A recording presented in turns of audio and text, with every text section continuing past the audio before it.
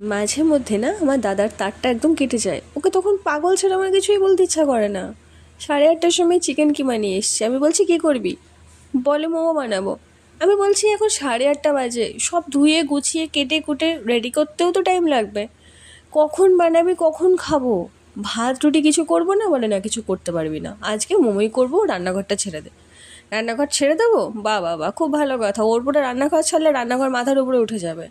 ঠিক আছে, খুব ভালো কথা। আমি মেহেন্দি পরছিলাম, সে কোনো রকমে হাতের মেহেন্দি তো ধুয়ে গেল, চিকেনটা দিয়ে দিলাম ধুয়ে। তারপরে আমার মা, আমার বৌদি, আমার মামুনি সবাইকে ওর হেল্প করতে ওর সাথে যেতে হলো রান্নাঘরে।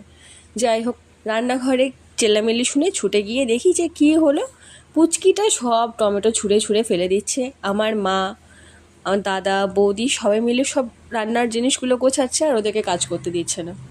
তো যাই হোক, পুচকিকে সামলাতে গেলাম, সামলাতে গিয়ে দেখি এখনও সবজি কাটাই শেষ হয়নি।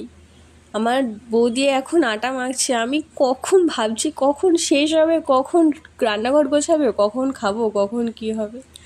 যাই হোক, বাদ দাও, মাথা খারাপ হয়ে যাবে, আমি মেহেন্দি পরি, যা করবে করুক। টাটা।